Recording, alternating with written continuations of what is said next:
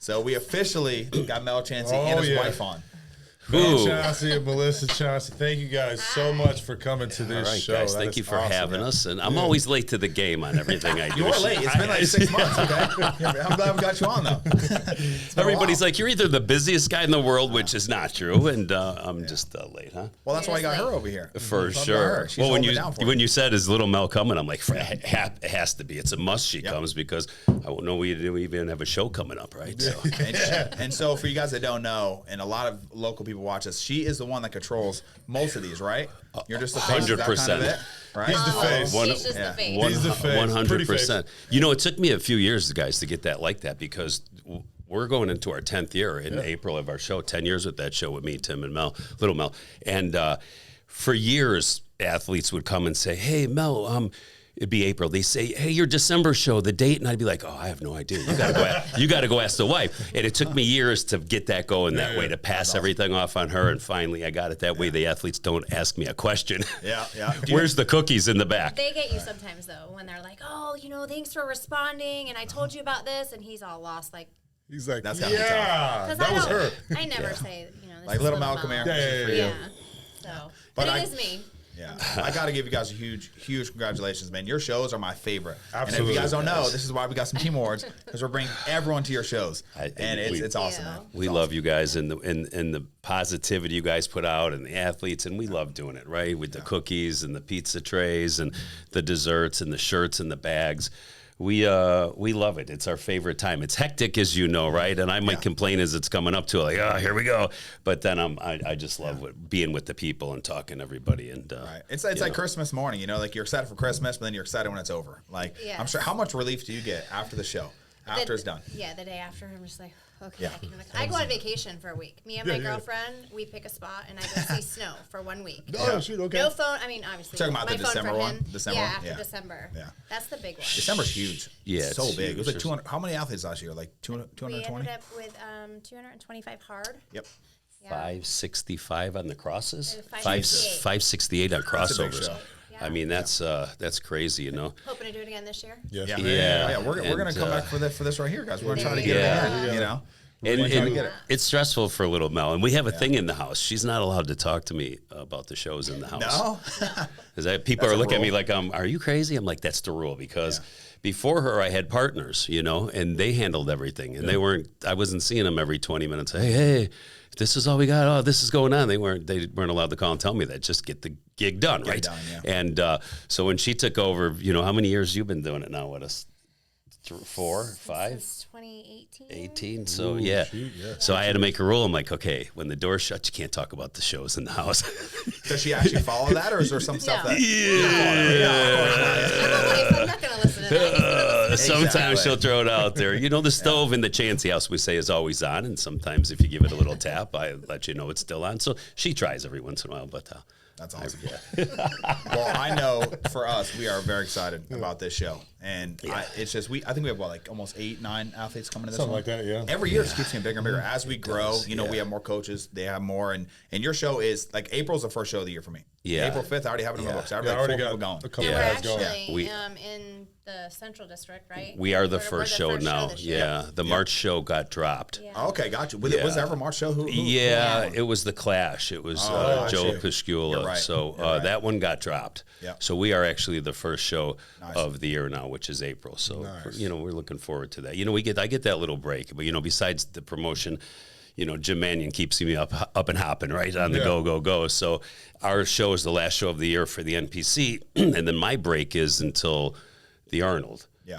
Which the last year I wasn't at the Arnold because we had our Corps Medical Military Appreciation Weekend that weekend, so I missed the Arnold, which is, okay, it's cold in Columbus, Ohio, and the first week of March.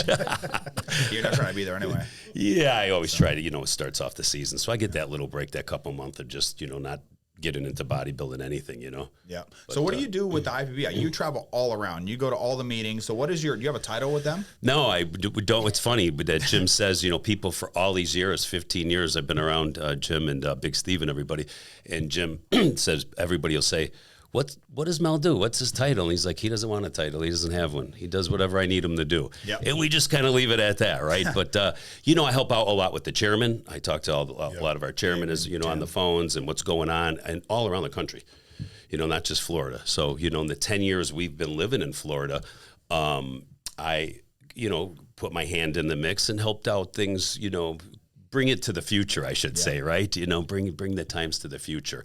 And now Florida is the top third. It's the third largest NPC. I thought it was the first. I live here, but hey, you know, I thought it was the first. Texas? What is? It's Texas, it's California, and then us. Okay. Now, is that like how many people are doing these shows, or How is many? that just? How many NPC cards? Yep. Okay. You know, but like Texas has less shows than us. Yes, they do. So, you know, when I came here 10 years ago, between 3 districts, North, Central, and South, we break it up into, guys, there was 62 shows. Wow. I mean, a lot. Yeah. I mean, some of these guys, the chairmans, were giving shows to their dentists that didn't know what was happening, right? So, you know, now there's 34, 35, somewhere right in there, you know? Yeah, Texas is different. I've been to a few Texas shows. I swear to God, what was it? It was a week before Nationals. I went to one. 700 people entering the show. That's not even crossovers. It was literally just 700 pre-judging. Guys, it started at 8 in the morning. It was 6:30 at night when pre-judging ended. Yeah. I was like, oh my God. Is there one of Branch's shows like that? Yeah, Unbelievable. Branch promotes out there. Branch and Trish, you know, been we to used that to say you could not know anything, get a show out there, and just they're going to come. You're going to get 250, 300 hard. Yeah. But they did it the right way. They didn't have all them shows. Just think of 60 something shows in the state. That's a lot. Right. You know, they're getting 30 guys, 40 people on the stage and everything because there's one every weekend. And they used to have this back in the day. They would have shows on the same weekends in different districts. Yeah. But how close are we? Yeah, exactly. Not that A couple hours. far. Us in the South, I mean, it'd be like me having a show in Punta Gorda and somebody having one, you know, in Coral Springs Yeah. on the same day. Yeah. So we got rid of all that through the time, you know. Different chairman now, of course. I think we've been through a flip once on the, on all the old chairmen. And now we got Dave, my boy David. Oh yeah, Hursky. Central. Yeah, Love Hursky's him. our guy, man. Hursky, Tim for the South, Tim, Tony's up north, right? and Tony from up north. 3 solid guys, great guys. Love the sport. I don't ever see them going rogue and getting to, because that happens a lot. What do you mean? It's like that power thing, right? You know, you make somebody the chairman, and they were a great dude. That's why you made him the chairman. And then the next thing you know, they went rogue and they're going crazy with stuff. Just like making their own rules. making and their doing own whatever the hell they rules want. and not being the best person to the promoters.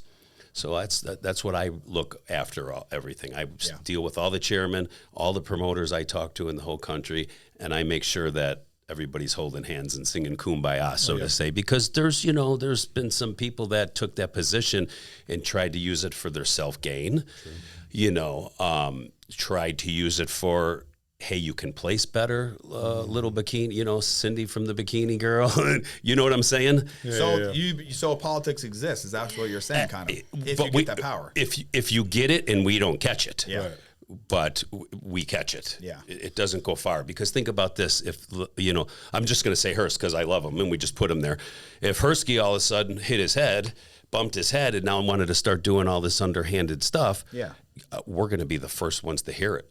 You're going to have an athlete. You guys are going to have an athlete that's going to come and call up, and you're going to go, hey, let's call Mel.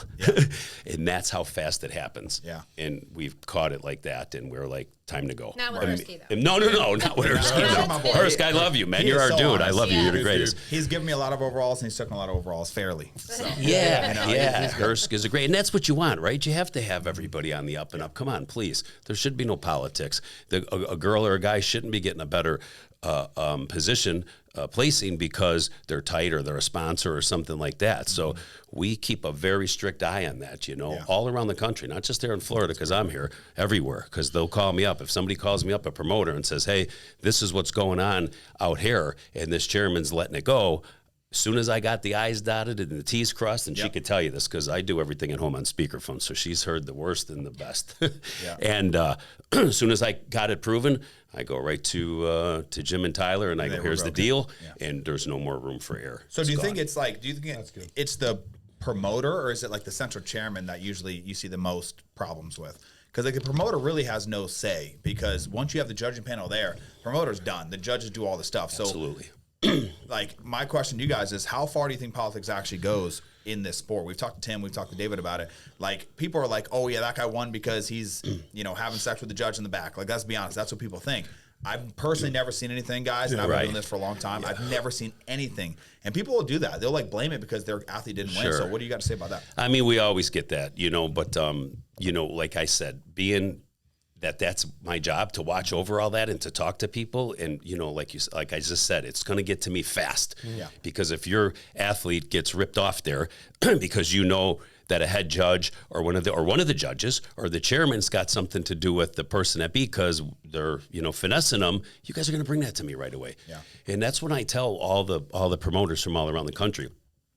I call them up out of the blue and I'll say, how's everything going? You guys good? Everybody behaving out there? That's my line. Meaning I'm asking you how the chairman is, right? Don't I say that? And they go, yeah, Mel, it's great. Everything's good, you know, so everything's good. But a lot of people think that. But then they say like the politics, like if they say my show, pick Steve Weinberger, the head judge. Steve doesn't know your athletes. He doesn't have a horse in the race no matter what, right? I don't have nothing. I don't know the athletes myself. There's so many, right? So when people say that, I'm like, guys, there's no politics, especially in the NPC side. The IFBB side, they're on the, you know, I say that's like splitting hairs up there, right? On that judging panel.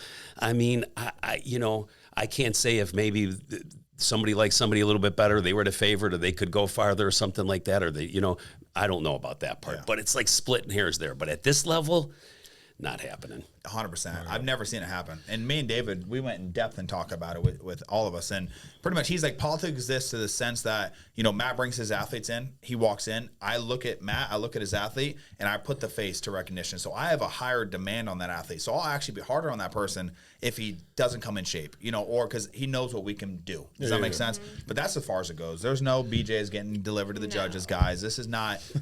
Come on. And if there is, that ain't going on long because somebody's telling you know what I'm saying. Like, I mean, there might have been some BJs in the past. Listen, but I'm only going to account for the last 10 years that I've been out in Florida doing this down here and helping Jim and Tyler doing everything I'm doing. You know, there's no room for error. One error that's proven. I mean, you know, listen, I've seen a situation where women have wrote in, and then when it was coming time to prove it on the guy, they couldn't do it. Or they just told me, we're not comfortable with showing you what he put. And I'm like, well, then I can't do anything. Right. Exactly. You can't have an accusation against you, and you come to me telling me you did all this, but you don't want to prove it to me. Yeah. You have to do that.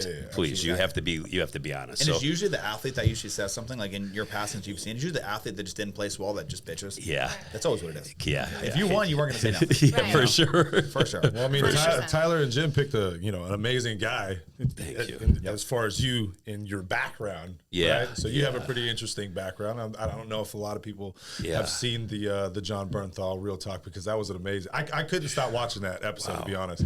You went over so many different things. We were at the 2:30 mark. We both looked at each other 2 hours and 30 minutes, and I'm like, bro, I gotta pee.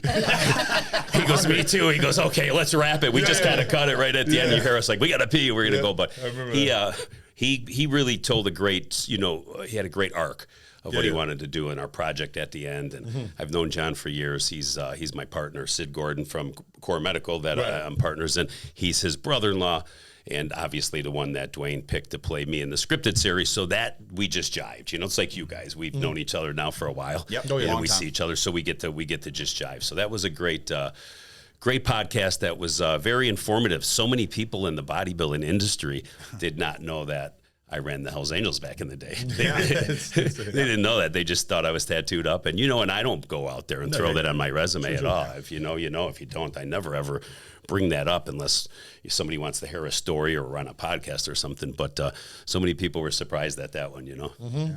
Well, that's kind of what I want to go over a little bit. Like, a lot of our people might not know who Mel Chancey is. So give us a little rundown of your life. Brief synopsis. Brief story. Reader's Digest version. Cliff Notes. I was born in a strict Catholic Italian home. Altar boy, president of the student council, star catcher on the baseball team, least likely youngster to, join a motorcycle club. But when I was 16 years old, I got kicked out of high school. I socked the principal. and I got kicked out. And I joined this gym that was by my house, literally 4-minute walk from my house. It was called Jay's Body Shop. They gave you a key. It was like $5 for a month. It was an old big pole barn. Had, you know, the concrete, remember the sand weights and everything, sore covers. It had just everything old school. And in that gym, I met these two dudes that worked. One was 10 years older than the other one was 12 years older than me. And they were like, hey, kid, don't do that like that. Hey, do it like this. They showed me that old school deadlifting and rowing and T-barring and all that stuff. And I always thought it was weird that they trained in jeans, right? They always came in work boots and jeans and no shirts. Everybody was just in their sweat. You know, they probably had, you know, maybe 15 members in this whole place. And I always trained in the afternoon, evening time, and they would be in there. So then, you know, this guy, his name was John, and they took me under their wing, showing me all that. And it was probably 6, 7, 8 months after that I seen they were members of this motorcycle club called the Hell's Henchmen, which was a Chicago-based club, which later in '94 we flipped and, you know, became Hell's Angels. So once I seen that, I was like, all right, these guys are, you know, they ride bikes and stuff. And I always had dirt bikes, and I was a big motorcycle fan. He-Man got me into bodybuilding because I loved that cartoon. And I was like, want to look like He-Man, right? And people are like, you accomplished that. I'm like, minus the hair. He had that good locks, right? He had that long hair, right? I didn't have that. But I got big. I got to 300 pounds, as you guys see in the old pictures, you know? So they invited me down to the clubhouse, and I came down there and went to a party on a Friday night at, you know, 18 years old, 17, 18 years old, and started seeing everything. Well, you had to be 21 to get in the club. So after I was around for about a year and a half, one of the guys right here, Big Al, who got killed in '92 in one of the skirmishes we had, he said, hey, listen, I'm going to bring you up for a prospect. And I said, yeah, but I'm not 21. He goes, you look 30. Don't worry about it. You're gonna be okay. Well, it was in that room, and they called me in the room. Hey, Mel, you know the whole chapter was there. You want a prospect? Yeah. We're fighting another club. Yeah, I get it. You know, how old are you? And I looked around, man, and I could not lie. I got just nervous, right? I was scared to lie in this room, you know? Yeah. So I said, I'm 18, but I'm going to be 19. And they're like, well, what? So they looked at Al, and Al goes, I said, no, it's not his fault. Don't play. He sees me at all the bars and stuff like that. Everybody thinks I'm, 21. Yeah. And they're like, man, okay. And they said, well, you can't prospect, but you be our friend. I said, cool. So I was pouring concrete at the time because when I got kicked out of school, after I lounged around in my mom and dad's pool for 6 months, my mom brought some work boots home and said, oh, you're going to work. Like, you're not going to lounge in the pool, all right? So I was pouring concrete just like these boys were. And I happened to go down to another party, and now I was 19, and the president at the time, he goes, well, how old are you now? I go, I'm only a year. I seen you last year. They want you. He goes, man, bro, you look older. He's like, okay, you want to prospect? I'm like, okay. So I prospected, and I got my patch for the Henchman when I was 20. Wow. So I was now, were you 300 pounds at that point, or were you still I was probably, 230, 240. My dad was a bigger frame guy and stuff. And I liked to train, and I could eat. And then once the boys showed me how to eat some Diana ball back in the day, because that's what it was. Hey, eat a bunch of D-ball. It don't matter. You're bloated. Just get big. Train. And then I happened to meet a doctor when I was very young. And I said, hey, doc, listen, if I'm going to start putting this stuff in me, I kind of want to know about it. And I don't want to die, because when you're young and you start reading about anabolic steroids and you read the side effects, it's one of them says, and death, right? Yeah. I didn't want that part. So I had the doctor that was like, okay, Mel. So he put me on a little DECA, a little D-ball. I didn't even take tests back in the day when I was younger. And I kind of was growing, pouring concrete, humping forms. I was tan. I was muscular. And that was, was at that 18, 19 age right there that I started. So then I just was growing naturally. I was a bodybuilding fan, of course. Lee Haney, Lee Labrada. I was always flipping the magazines. Never wanted to compete it because now I was getting tattooed up and enjoying my time in the motorcycle club. But every day I trained. That was my getaway from that world that got created around me, the stress. And I had to train just to know I trained and stuff. And then 3 days a week, we went over to this boxing gym and we hit the bags and stuff. There was no MMA. You had to be limber. You can't be a meathead and you're throwing punches like this because, you get tight. Stuff goes down. We were fighting a lot in that motorcycle world, at a young age, hence all my nose problems. So, that training was my zen, my escape and stuff. And so, but I think by the time I hit 300 pounds, I was like 27, 28. when I hit it in the off season, I said everything was off season to me. But those pictures that you posted, were those, how old were you there? some of that you guys Monster seen. ones, yeah. The ones you posted on your Instagram. Yeah, 28, 29. Wow. Sounds like that was your peak. That was my peak 30. When I came home from prison the first time, I was 31. And then from 31 until I went away 4 years later, 31 to 34 or 5, it was another growth spurt for me.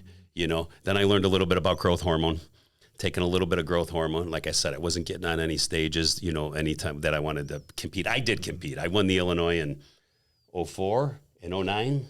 I did it right before I went away, 04, and then I did it when I came home and won it in 09. But that's as far as I went. I was all tatted up, and that's just wasn't my dream for that. Now, were you on tests then too, or was it just? Yeah, so then, you finally did some tests. Yeah, I became really good friends with Chad Nichols, Gotcha. my Yeah. long time friend. Him and his wife, Kim, his kids. I got pictures of the kids when they were, 3 and 4. He was coaching then, right? A little bit. Yeah, He was yeah, pretty big. He had still Ronnie and everybody like that. So they would always laugh. I would come to the Olympia and the shows, and I would have my Hell's Angel patch on, and they would be like, guys would be like, "What is that?" They're like, "Who is that dude that's 290 pounds and fairly lean?" Yeah, you you look know what I scary, mean? I for was sure. pretty fairly lean for that, And the guys would say, "That's my friend Mike Matarazzo, my old friend." He'd say, "That's my friend, Road." My nickname was Road. They call me Road. That's Road. That's Road. And they're like, "Why ain't this dude on stage?" And he's like, "Nah." And at the same time, I had Hulk, which, Terry Bollea, Hulk Hogan, my friend, and asking me, "Mel, you should be over here in the ring wrestling with us." But, all the years that I was running the club and doing all that, I had an illegal gig. So I didn't have to punch a time clock. So to me, to go run around and go to school with Terry and Hulk and do all that wrestling and stuff, and yeah, it was good money, but I was making enough money to where I was like, I don't got to do nothing. Bounce around the country and do what I want to do, right? Yeah. This is great. I'm 24, 25 years old, and if I was making 10, 12, 15,000 bucks a month back then, that's kind of what I was doing. It's a lot of money for a youngster like that. So What was that, 90s? 90s? Yeah. 90, 91, 92, stuff like that. I was a young man, so that was a lot of money, right? Yeah. So when everybody was like, "You want a legal gig?" I'm like, "No." Just continue doing what I'm doing. I'm good. And that's how I got to know everybody. I was always at the Olympias. I was always at the wrestling shows and everything. And, they used to laugh at the wrestling like, "Man, this dude needs to be in here," And Terry's like, "Nah, he's not biting on that, So the first time you went to jail or prison, what age were you? 27. And you went into when year when? I got 4. I got 3 years for the state. And the feds indicted me when I was in the state for a charge that they had on me. They had a mail fraud charge on me. I gave up. I had a Z28. Remember the IROCs? Oh, I had an old IROC Z. When I say old, I had the year of whatever year it was, 96, 97, 96. And one of the guys in the club flipped, and he became an informant for the feds. And I was the target. So they were trying to get me to do a murder for hire, which I didn't. I was like, "You guys do your own dirty work, right? If you guys are you guys are supposed to be who you're supposed to be, some mobsters from St. Louis. Why are you subbing it out?" Then they tried to get me to sell them some guns and automatic weapons. I didn't go for it. But I didn't think anything because I trusted my guy. Yeah. Right. That I didn't think he had flipped. So then when they really couldn't get me on anything, I went into a warehouse they had, and they had boats and cars and bikes. And I go, "What are you doing with all this stuff?" And they go, "We ship them overseas. It's all stolen merchandise."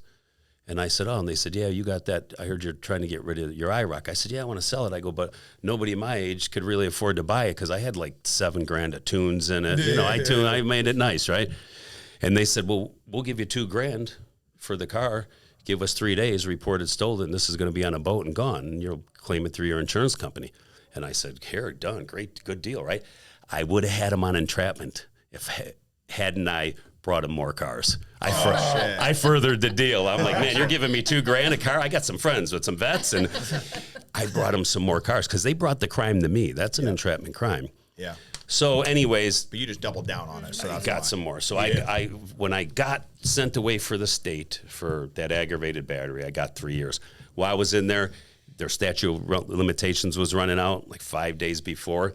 They came in and indicted me on mail fraud, meaning I defrauded Allstate through the mail by making the fraudulent reports.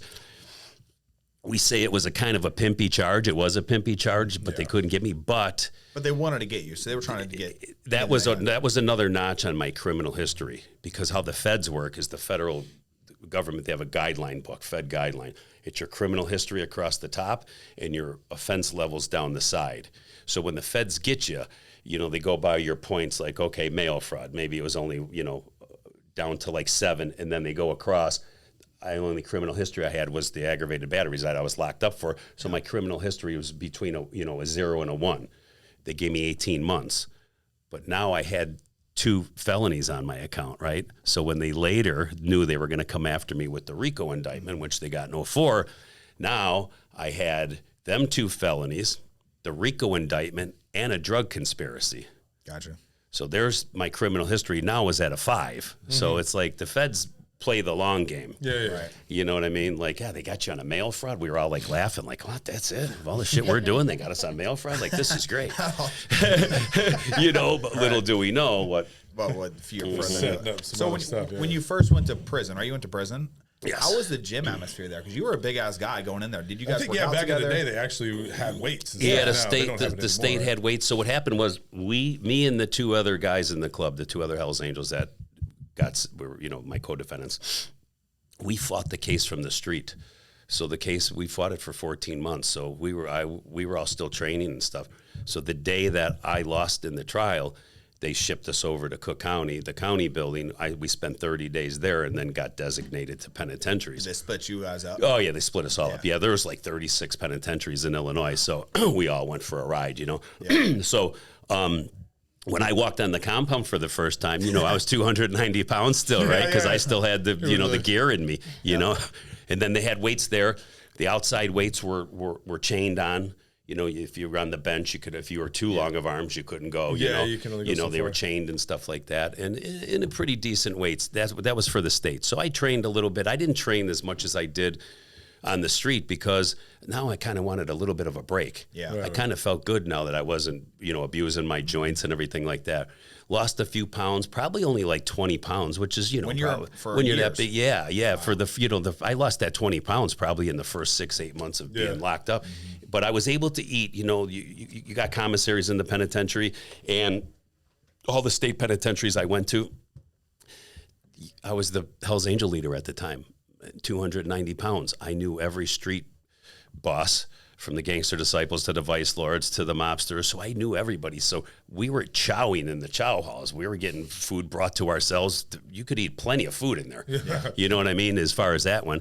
And was that because of your status, or was that just because anyone could eat that? No, I mean, if you got commissary, you can have anything in your cell. The commissary, there's a lot of stuff in the commissary. Yeah. There's cookies and candies and ramen noodles and honey buns, but you can get bags of tuna. I was eating tuna and ramen noodles a couple times a day besides whatever they were having at the chow hall, And if I didn't want to go to the chow hall, then I'd have some of the workers deliver the food to me because, then you pay everybody. Everybody got a gig in the joint, right? And, some guys are, doing laundry, washing the clothes, and you're paying them and stuff like that. So, I don't, as you guys could see, I don't know how to do anything. My mother and 2 sisters raised me. I don't know how to turn on a washing machine. I never did anything for myself, right? So when I went to the joint, I did the same thing. I had somebody that I paid to do the laundry, somebody to clean the room. If I didn't want, what are they having for dinner? Okay, I don't feel like going over there, but bring me a bunch back. And they would bring us a bunch of stuff back. So was it like intimidation, like they didn't want to fuck with you, or do you think they just knew who you were when you walked in there? Probably a little bit of both. I mean, when you first come in and they hear, okay, everybody knows you're coming to that compound, and they know from the streets if you're locked up, if you're OG in there, okay, this guy runs the Hells Angels, he's coming. But then when I got in there, I'm the same guy that I've always been, right? Nice. I'm not trying to, I don't get in anybody's business. I didn't come to the joint doing this. Yeah. Hey, I'm running this. I ain't running nothing. I just want to go train, eat some food, smoke a little weed, and have fun with everybody. And kind of what I did in there, and I stayed out of everybody's business. Which is weird because it got me shipped out of one of the penitentiaries. I was about 3 hours from Chicago, up in a place, Dixon, Illinois, by Rockford. And the 4th of July, everybody had big parties. So I went and hit everybody's party. I went to the Vice Lord party. I went to the Gangster Disciple party on the yard. I went and seen the AB boys and stuff, and, just mingled and broke bread with everybody at their thing, because everybody brings food out, and they're out in the yard all day. Yeah. And 2 days later, one of the inmates that runs shipping and intake, he hit me, seen me on the yard, and he goes, hey, man, he goes, they're moving you Wednesday. When they move you, they don't like to tell you. Yeah. They don't want you to get on the phone or anything like that. I go, they're shipping me out of here? And he goes, yeah. I go, how come? He goes, Internal Affairs is, I seen you, they got you on the list. So they called me Internal Affairs Tuesday evening, sat me down, and they said, hey, we're shipping you out, we're shipping you to Danville, Why Illinois. would they move you, though? And that's what I said. I go, why are you guys moving me? I go, I'm great here, man. You get along with everybody and stuff. They said, yeah, we're going to show you a video. So they popped the video into the yard. Here you are at the Latin King party. Here you are at the disciple table. Here you are at the, the Vice Lord table. I go, what's wrong with that? And they said, yeah, we're not having all that. Like I was on. What were they scared of? I don't know. Like I was getting along with everybody. Too money, yeah. Yeah, like This is in jail. Right. You're going somewhere else. Right, yeah. We're shipping you out on the tour. You're so eating too much fucking around with needles. Get out of here. I hit 4 state penitentiaries in 3 years. Wow. Wow. Shipping me around, and then the feds came and picked me up when my out date from the state penitentiary. They came and picked me up, switched handcuffs in the Sallyport, and then took me to a little holding facility, and then took me to a federal penitentiary in Illinois called Pekin, Illinois.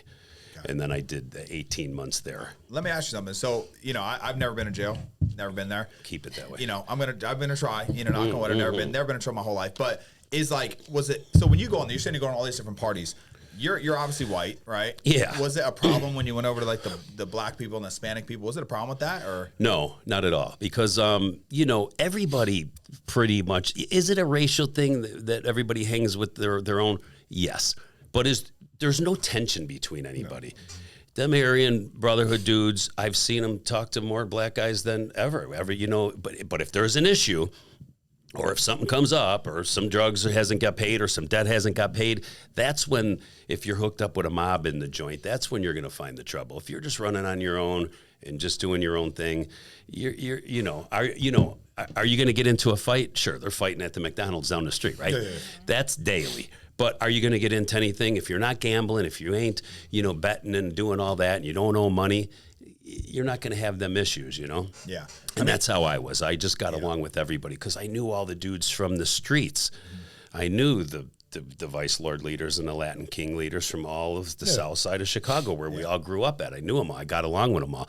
I was, when people say like, the Hells Angels are racist, I used to say, well, let me break that mold. I am not. I mean, you got guys in every walk of life that are racist everywhere, right? I mean, it doesn't matter what color your skin is.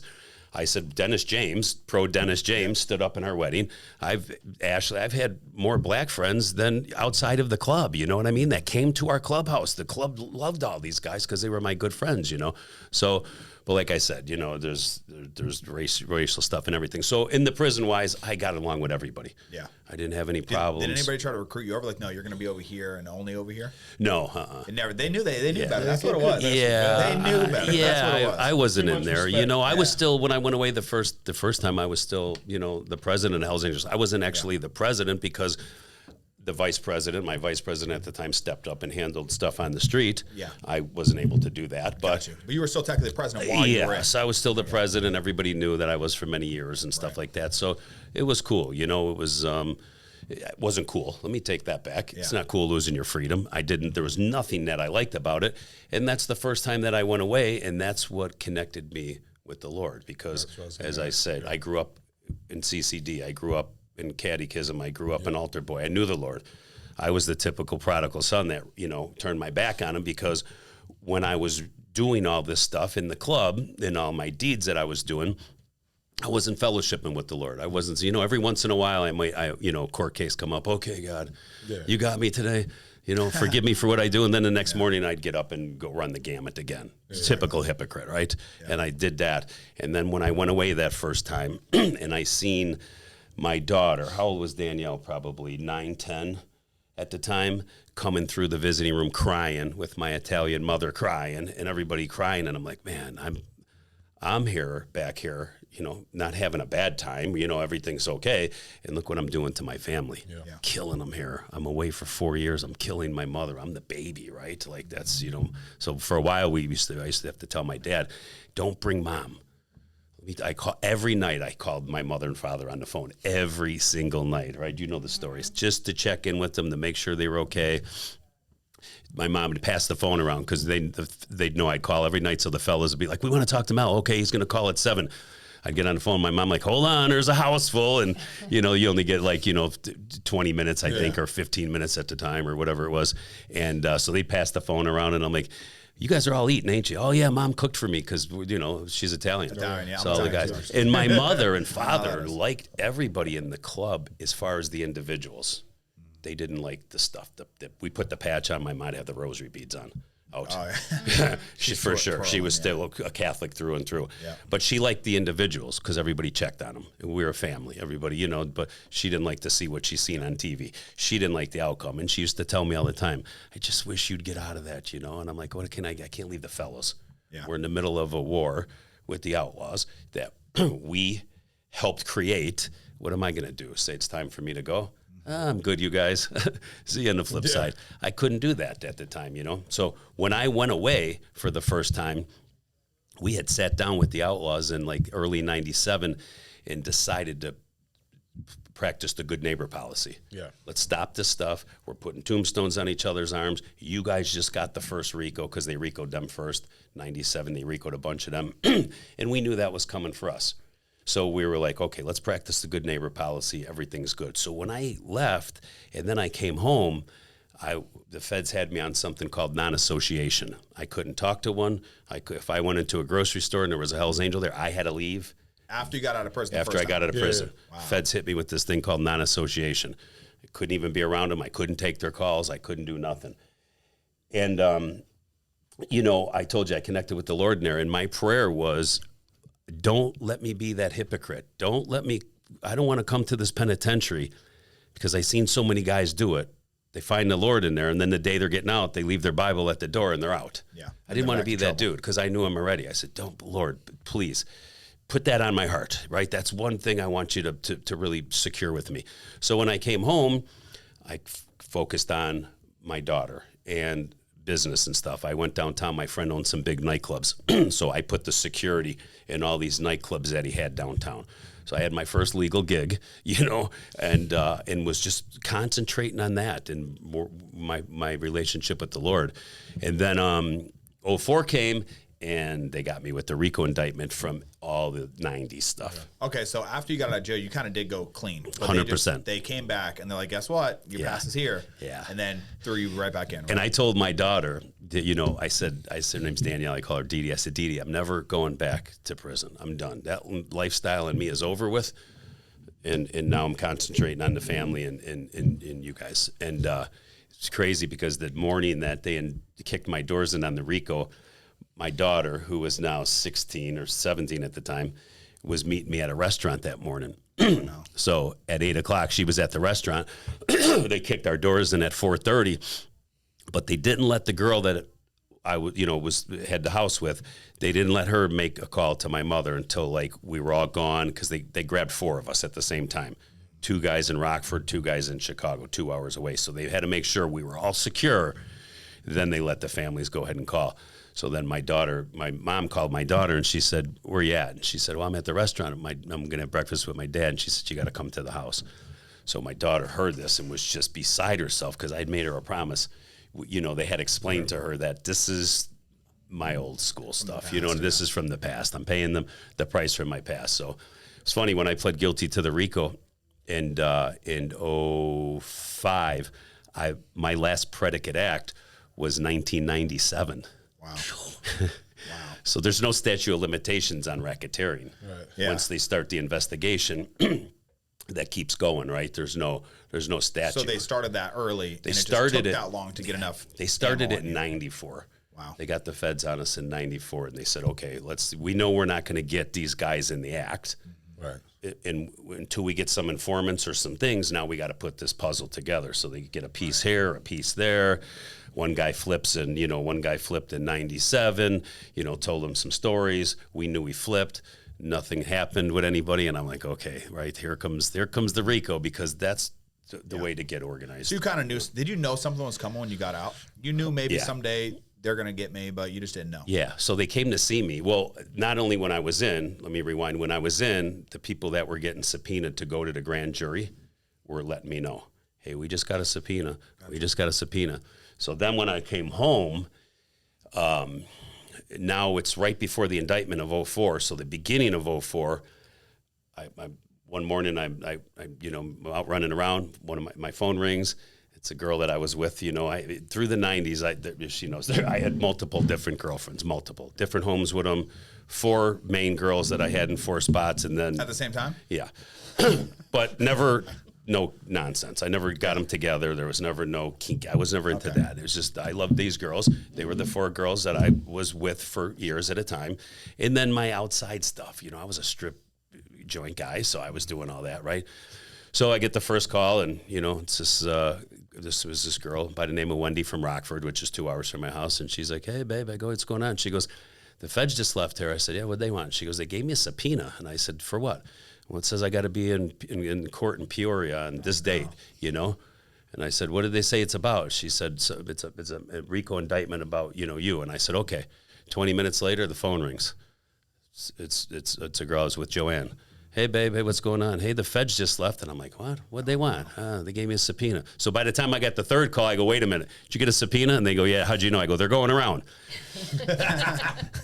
So the feds, being slick, they subpoenaed every girl that I was with and kissed. Wow. 11 girls they brought inside of a room. Please tell me that they knew about each other before. Like this. all together. Did they know about this or no? A couple didn't. Hey, So you know what the plan was. You know what the plan was. Let's agitate them exactly right. before we send them on the grand jury to speak exactly what they're going to want to speak. So a couple girls they didn't use, like Nancy, they didn't use. She was Nancy. I was with the longest. I was with Nancy about 7-8 years at this time. This happened. Joanne. I was with Joanne 4 or 5 years. Kendall 2-3 years, and Tanda about 3-4 years. But most of the girls they put on, and they had them all in the room together just for the, and when, it was funny because That's like your worst fucking nightmare. for sure, That right? is the worst nightmare. Don't bring the girls in. And it was crazy because when we knew all this, my attorney was a great federal attorney. And I said, "PJ, what do you think, man?" He goes, "They're doing a dog and pony show. I known you since you've been a kid. You ain't telling them girls nothing and doing nothing." I go, "No." I go, "I've been with Nancy the longest, and she probably met 3 Hell's Angels on accident. I never merged them lives. Yeah. Never. So like at the grocery store, they come up and say hi and stuff like that. Hey, meet so-and-so. Yeah. I might have took her to one party. I never had them on the back of my bike. Gotcha. It was too much stuff going on in our lives. I wasn't going to have them on the back of our bikes, and guys were getting shot off their motorcycles on both sides. The war was hot, right? So, I didn't mingle them like that. So, and I go, "No, PJ, there's nothing that they're going to be able to say up there besides mentally abusive, maybe, right? Like, And he goes, "It's the dog and pony show." Well, little did we know, they already had the RICO indictment signed as a true bill, meaning yes. They just did this for the icing on the cake because they figured if we can aggravate one of them, and they say, "We seen him bring all these drugs into my house. He's always got guns. He's always got," it just shows the grand jury a little bit more, Yeah. So we kind of call it the dirty pool trick they did on me, But So you found the Lord. I guess that's a lot of pluses, right? You found the Lord. And this is something I wanted to go through because I'm not necessarily the most religious person. Like, I think there's something bigger than all of us, and I think that is God. But what's your recommendation to somebody who doesn't really believe in religion, and how do you get into it? Like, does it start with church? Does it start with, what does it start with? Yeah, I tell everybody it's their personal relationship. So whether you're a believer or not, I mean, listen, it's the most talked about thing in the world is faith. Jesus Christ is talked about. Whether you're an atheist, they're trying to prove against it. Whether you're a believer, so it's talked about a lot. So I believe that, like the Bible says, when God created us for a yearning for him in our heart. Can we get hardened by this world? Of course, I did. I knew the Lord very well and got hardened by the world, and then put him up on the shelf and ran my way. So when people were like coming up to me in prison and saying, "Hey, how of all the people did you have this relationship with the Lord?" I'm like, "Well, I did first, but I ran away." And I go, and it was in themselves when I was feeling something, right? And I got down on my knees, and the first time. But now the second time for the RICO, I kind of was in that 8x10 cell, and I'm like, "Okay, Lord, I'm not shooting dudes off motorcycles. I'm not selling drugs. I'm a pretty decent guy. Yeah, I still got a womanizing problem. How come now?" You know what I mean? Like, I thought I was on the path to change my life, but it was this. It was the cleansing of everything. I still had a lot of the world in me.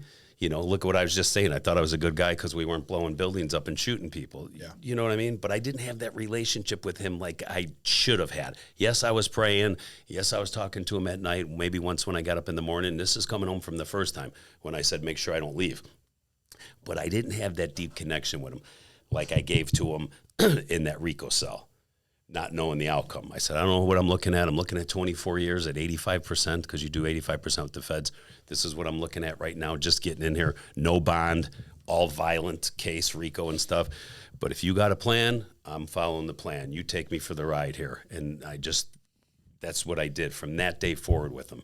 I came home from prison. My dear friend, Jamie Marcanio, had my phone when I got out. And he said, here. And I said, what's that? And he goes, that's your old phone. I figured you'd want to get all the numbers on it. I took it and I threw it right in the garbage can. He goes, what are you doing? I said, I'm getting a new phone, and I'm going to let him organically put who's supposed to be in my life. Because when I choose who's supposed to be in my life, I screw it up. Mm-hmm. So I'm letting him run this, and he's going to bring me to where he wants me, doing what he needs me to do, and that's how I'm living my life, James. 100% surrender. And you know, when you say 100% surrender, we all want to take the wheel sometimes, right? Yeah. It's like little Mel when she touches the stove. She wants to see if it's hot still. So, we all want to take the wheel a little bit, but that's what I did from that day forward. And it's crazy because I look to see where I'm at now. I'm like, man, the bodybuilding stuff, my partnership in Core Medical, the John 3:16 devotional team in the morning, that just became huge. Yeah. It's so many people reaching out saying, we want to know why. How come you feel the way you feel about your love for the Lord? Why? Because this is what he did for me. And this is what he's going to, I wasn't special. I wasn't didn't have the cool haircut, and he thought I was a specialist. Loves us all the same. You just have to feel it. You have to accept it. I think a lot of people have a hard time thinking that they can be forgiven. And that goes, because I just sat with Core Medical, we're so military, the military, we're huge with our military. And one of the veterans came and sat with me not too long ago, and he goes, hey, can I talk to you for a minute? And I said, yeah. And we were sitting down, and he just said, I just don't think I could be forgiven for what I did. And I said, you don't? And I go, did you do something I don't know about? Did you create a sin? Because I know what the Bible says, right? And he says, I just don't think. And his thing was that when he was on these missions and he went into one of these houses they were raiding, they threw the child in front of him. And he happened to kill the child, right? Wow. And there was no charge. It was that's right. What they did in them countries, right? They threw the kid in front of him. And I said, brother, you can't think like that. I says, do you know the Bible? And he said, I do. I said, well, that's why Jesus Christ died on the cross for our sins. Them are forgotten about. One sin, it says in the Bible, that's not forgiven. That's blasphemy of the Holy Spirit. You don't do that. I know you don't do that because I know you. I said, so you have to forgive yourself first. I think that's where a lot of people have problems with it, that they don't think that, well, he can't forgive me for this. Or I've asked for forgiveness and I've stumbled and I've did the same sin, every day, whether I'm, lusting or, womanizing or yelling at some people on the phone. We all fall into that. We ain't the perfect ones, but our faith and trust in him is, right? Yep. So that's kind of the advice I give to people. And I have a lot of different walks of life that reach out to me, from on social media, especially after the Bernthal podcast. Yeah. I talk to pagans, I talk to banditos, I talk to Mongols, active Hells Angels, that some of them knew me back in the day and some of them didn't know me, but they seen that and they're like, listen, one of the ex-pagans said, I should have never, when I was flipping through, he goes, I like Bernthal. When I seen that he was interviewing you, he's like, what'd he say? He goes, I'll never watch that. He goes, that's hated Hells Angels. He goes, and then I kept coming back to it. And he goes, 2 hours and 30 minutes long. He goes, I'm never watching that thing. He goes, he still has a flip phone, this dude, right? He came, right? She knows him. She knows him. Yeah. He's like, I'm never watching this, right? And he goes, the next thing I know, I'm getting pulled back to it. And he goes, and then I'm listening to it. And then all of a sudden I'm like, I got a tear coming from my eye because he's a big dude. Yeah. He's a hard dude. He was a hitter for the pagans. And he's like my brother now. I'm going to say his name's Tony. And so he reached out to me on a DM and told me who he was. And then I knew some of his old guys, and they're like, oh, yeah, we call him Loner. He's a hard dude, man. And they're like, wait a minute. He's inquiring about the Lord? I go, yeah. They said, what? Yeah. Like he was a real non-believer and stuff like that. came out, and I brought him to the Tampa Pro this year. Oh, okay. There you go. Nice. He was with me at the Tampa Pro. I don't know if I see you seen him with me. He had the ponytail, big dude. He became our family, you know, good dude. And so He's when like a little kid. yeah, he's just in love with. He was like, man, I wish I would have known this years ago. I go, me too. Talking about the Lord, right? The Lord. Do you think maybe he was just scrolling across? Because there are things that happen in your life that you just can't explain, right? So he probably thought, oh, I'm not watching this video, whatever. And then it just kept coming back to him, like you said. Yeah. And sometimes that happens for a reason, for you to find yourself there. And I think that's kind of what happened to Dustin, right? Yeah, man. I've gotten away from the Lord for a while, and you know, some of the things that I've seen, some of the things that I've did, while in the Marine Corps and a deployed contractor, and you know, I couldn't find my way back. Right. And you know, we were going to your competitions and everything like that, and I was scrolling your page, and I remember I saw one of your, you know, your mornings, Yeah. your morning devotionals, and from that moment, I was like, I don't know, Something things hit ya. just kind of clicked. Yeah. And then I reached out to you, and I was asking you about, you know, how I was telling you that I got away from the Lord, and I really wanted to know how I can study the Bible again. You gave me like you know, you took a picture of your Bible and showed it to me, and then I went out to I remember you at the store. Is this the right one? Yeah, and I Yeah, purchased it. yeah. And I started reading again, man. And you know, and it's been up and down a little bit, and I always call back to the Lord, and He always brings me back.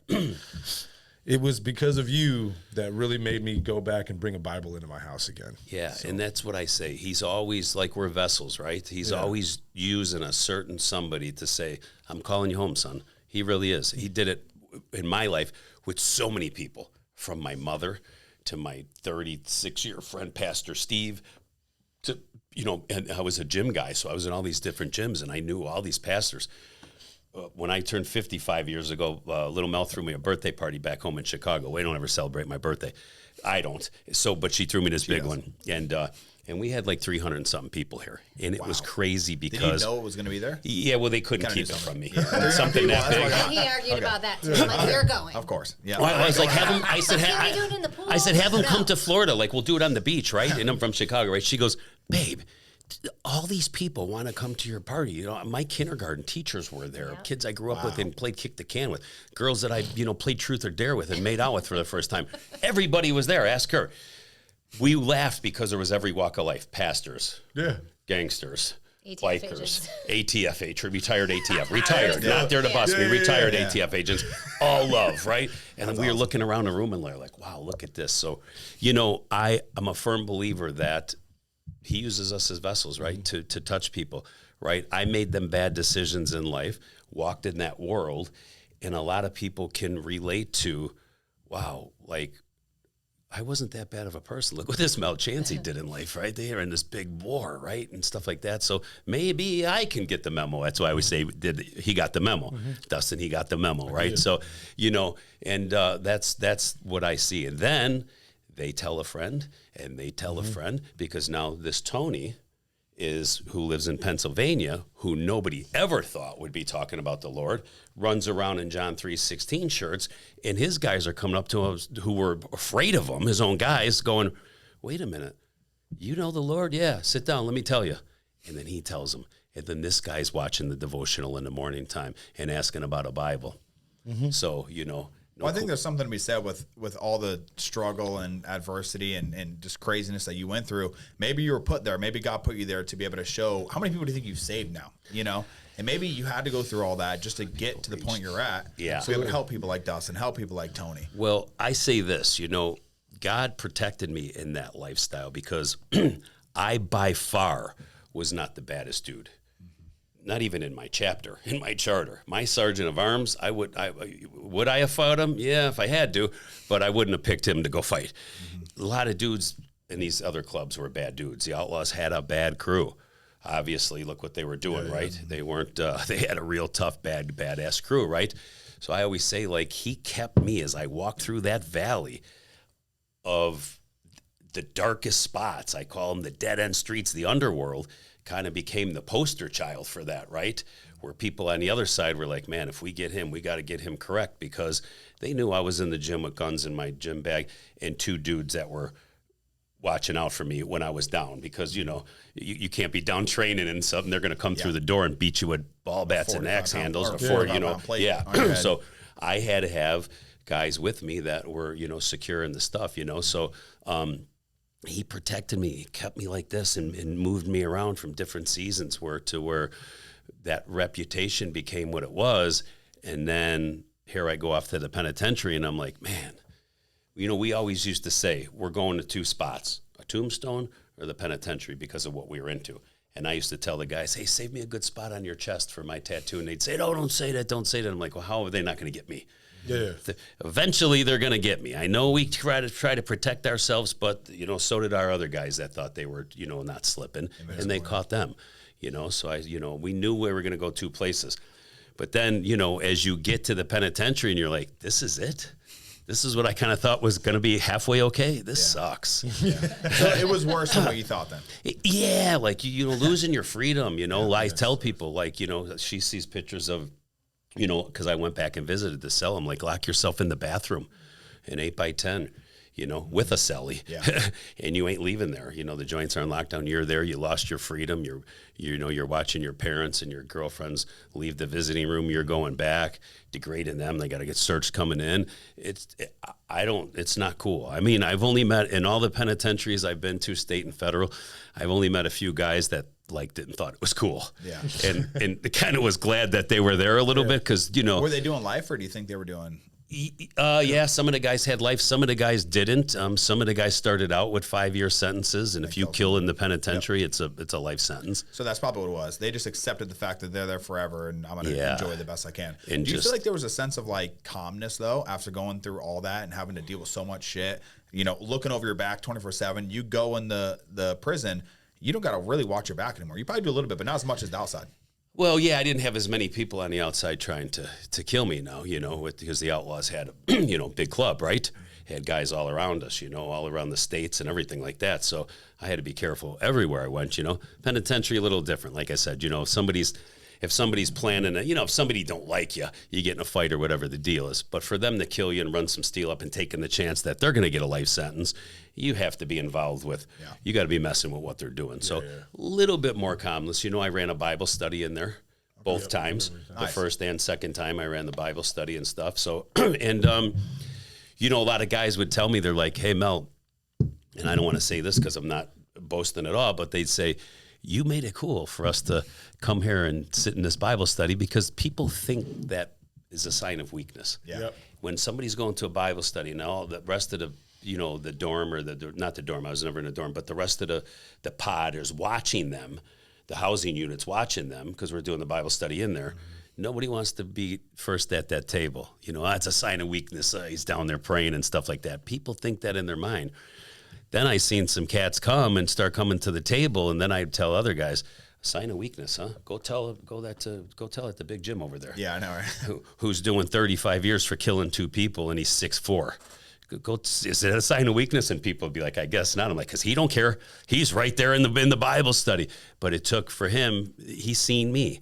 Because when I first got in there and one of the pastors from the street came in, there was 2 dudes at the table, and we had an 80-man tier, 2 dudes.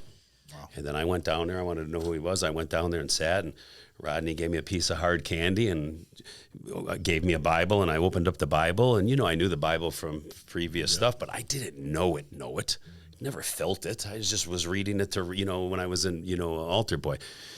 And I started doing it twice a week, you know, and then one more person came, and then one more person came, and then next thing you know, now we're taking up 2-3 tables with some hard dudes. Yeah. So I've seen it.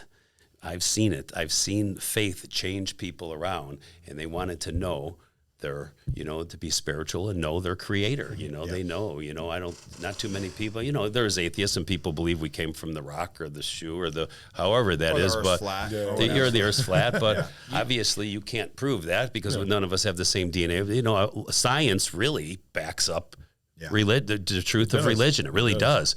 But then you have people that don't believe it. But I've seen it work, and it's amazing. You know, like I said, I'm not the biggest person with religion, but I know for a fact there is evil out there, and if there's good, there's evil, right? So I know for a fact there's God and there's got to be a devil, because if you look at the way that the world is going after Christians and religion right now, it's disgusting. Like, you see, what was it, the Olympics? You see the Olympics, they made fun of the you're gonna push me so much that it's real. Like, I know God's real just because of how attacked religion has become. In 2020, they shut down everything, and they would open only things, but they shut down all the fucking churches. Like, and they kept them closed longer than expected. Strip clubs are open, the bars are open. Yeah, crazy. Explain that to me. I mean, the Bible tells you this, that Satan is the ruler of the world right now. Yes. He's the ruler of the air here.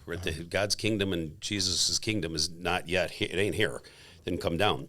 He is the boss here. So he's running around. Now we say he doesn't even have to hide it. I mean, we could just see what was going on with everything. I don't want to get into everything because I do love people, but there's certain things that should have never been happening in this world, right? And the evil is getting worse and worse and worse, and the time is coming there, because the Bible tells us that will be the signs. Like the disciples asked Christ before he split in the cloud, what is going to be the signs of your return? Wars, rumors of wars, earthquakes, all the earth, hurricanes, the climate, the earth being unsettled and everything like that. And evil will be right and right will be wrong. They will be accepting it all. And that's what we just have seen. I don't know if it's going to take a hiatus for the next 4 years, because Trump is a Christian and he is a believer, as we see. If he can bring some of the values back and heal the land, because the Bible tells us, if you call out to me and ask me to heal your land, I will. Yeah.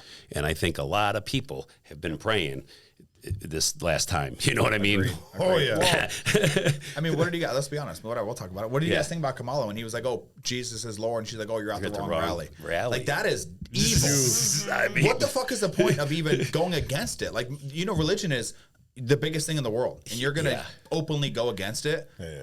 It doesn't make any sense. Or you see, like, what's her name? Yeah. Wearing the upside down cross, like at the Super Bowl. Like, there's just evil out there. Like, that is just devil worshiping, and they're not hiding it. They're not hiding it. I mean, it's the times that Christ said that we would be in. To hear her say that, did it blow my mind? But then I looked and I'm like, wow, you said the times were going to be like this. They won't have to hide it no more. Yeah. I mean, she said that, and you heard, her crowd was cheering. They're getting a big following somehow. Yeah. I don't understand. Yeah, they were getting a big, a pop over there, and her crowd was cheering. And but at the end of the day, like you said, the United States, there's a lot of believers. Yes, there's a lot of lovers of the Lord out here, man. I see it where we travel, where we go to constantly. I'm on planes all the time. I travel in these, but longer sleeves and stuff like that. I give them my bracelet. If somebody says, oh, I like your shirt, or, I love the Lord, I give them the bracelet and stuff like that. So seeing a bunch of people like that. So, but we know the times we're in right now, so 100%. It's time to feel what's in your heart, bro. You know what I mean? You're getting a pull. You're getting pulled on. You got a team around you, and that's how it happens, right? It takes God. Always said that. He always puts a certain somebody around us to say something through us, right? Because it says in the Bible, He's not coming in the burning bush anymore. No. He's not popping out at a Galaga game to talk to us. He puts people around us. So when it's at that time and He says, be gone from me, I never knew you. And you're like, wait a minute. I did. And He's going to be, I put so-and-so, but you didn't want to call upon me and accept me, because the Bible says whoever calls upon the name of the Lord is saved, shall be saved. You just have to believe. If you don't believe, then you don't believe that Christ died for our sins, and then you're just, that's all He asks of you. And once you do that, then you're going to start that relationship, right? Because if you don't believe, you're not going to start. I'm not going to start a relationship with a unicorn. That's true. Right? We don't believe, right? But I believe in the Lord, and I wanted to start that relationship with Him, and that what brings you on the path to where you want to know Him. And the more you get to know Him, and the more you're reading His Word, and He's revealing Himself to you, the less you're going to want to have that toe in that pool. And you think it's the same way, the opposite, right? Like God tries to come to you, but the devil also tries to come to you, right? And I'm gonna tell you guys a little story. When I don't really talk about this. So I was literally, I think I was 14 years old, walking down the street, right? Pitch black, walking with my friends. It was literally pitch black. It was like 11 o'clock at night, walking home, looking at this big cloud up in the air, just a full cloud. Me and my buddy are walking right next to me. I'm looking at the cloud. Me and him are both looking at the cloud. I don't even know fucking why we're looking at this damn cloud. It's just so big. It was like right there. And I between like within 3 seconds, it was like 1, 2, 3. That's how long this took. This cloud separated into the devil's fucking face with horns. it was like the creepiest thing ever. And the reason why I know I wasn't just seeing shit, because you know how when like shit like that happens, you immediately start shaking, you get like nervous. Yeah. So I look at my friend and I'm like, what do we do? And he's like, I don't know. I'm like, all right, run. And I was 13, 14 at this point. Ran home. But it was and obviously there's probably things that's happened to you too that you just can't explain. You're still talking like, about I can't explain that. Like, and that's how I knew for a fact that like there's evil out there, so there has to be good out there. For sure. For sure. So and it's to say, you know, and he is the prince of this world. So, you know, he gets to, you know, he can't do anything to us, right? When we're sealed. He can't take our lives, but he can sure throw shoot the arrows at us, the temptations, the speed bumps is what I call it, you know, in many different forms. I mean, I can't tell you how many times with the fellas and, you know, some good looking girl comes by and one of the guys goes, you know what that is? And I'm like, what? The devil. And I'm thinking, that's the devil? And then I'm like, oh, I see what you're saying. She's not the devil, but the devil's throwing that by you because we're all married men, right? Yeah, that's the devil, right? And we laugh and stuff like that. So 100% he is like this. But the more you get in tune with the Lord, the more frustrated he gets. I mean, he definitely is going to try to throw you some stuff. You know, it's what we have to as a team, being married. And little Mel's come a long way in her walk with the Lord in the last, you know, 10 years or so. Is mine strengthened? I watched her get strengthened, right? The husband, the wife, and stuff like that. And I tell her all the time, we got to stay prayed up together because, you know, that's where he's going to come. He's going to come for the family. That's the sanctity. That's the sanctity. The devil hates family and stuff like that. That's the sanctity. So I say we got to stay prayed up, you know, and we do. And we do a good job of that because she's got to pray, protect me, and I got to pray to protect her, you know.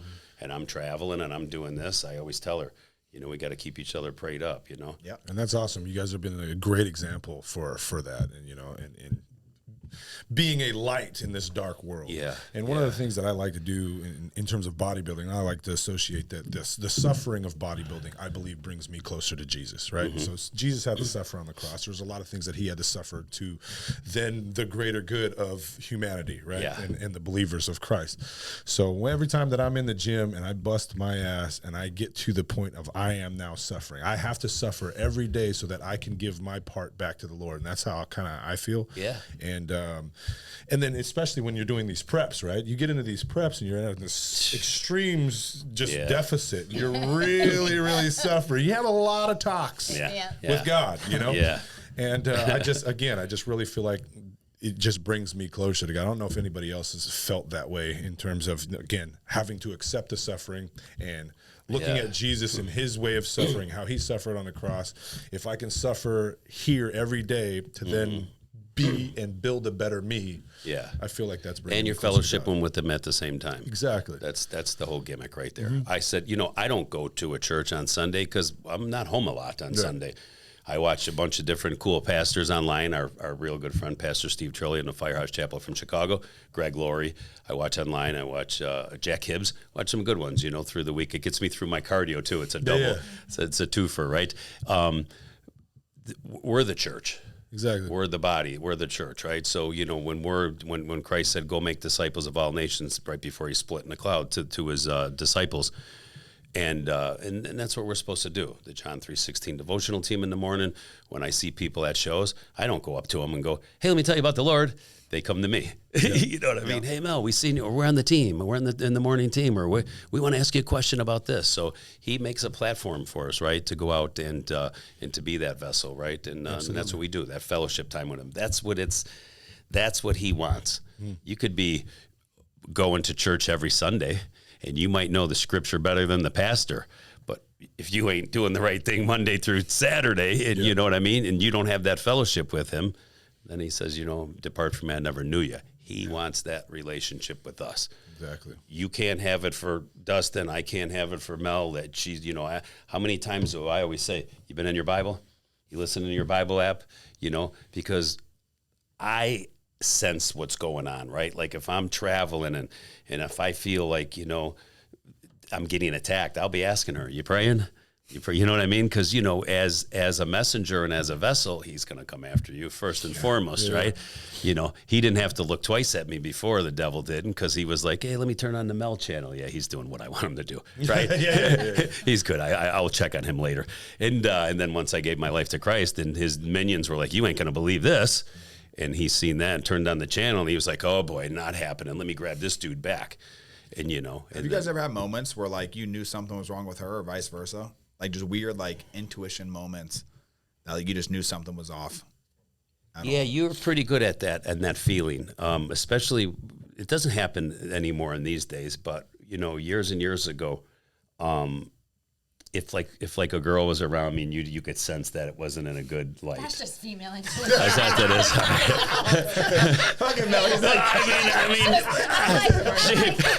No. Because she would call it. She would call it. I mean, she'd know. No, babe, they really want to know my diet. I'm like, she doesn't care if you eat fish. And I'm like, nah, I'm just cool with everybody. She's just, she's just, I'm cool with everybody. As you guys see, listen, for all these years until just really the last 4 or 5 years, I was always running the after parties at the Olympias. I was bringing everybody out to Vegas and, going out. And Tyler Mannion, as he was coming up through the ranks as a youngster, and everybody wants to go out and party. Well, I knew all the hot spots in all the states because of what I did. Yeah. So we'd be in Vegas, we'd be in Miami, we'd be at 11, we'd be at the Dollhouse. I had all that hookups for everybody, and everybody would come out, And even when we were married, and was faithful for her the whole time. She'd FaceTime me, I'd call, and I'd be in the strip club. And she'd, got. How did you feel about that? I worked at a strip club, so I mean, I wasn't. She wasn't a dancer, Yeah. So but, yeah, I worked she at was. strip club She in was a Chicago for bartender. 5 Yeah. years, So it kind of calmed you down a little bit. You trusted him, and that was But that. I don't know what it was with him. knew. He's probably one of the people I probably should have never trusted.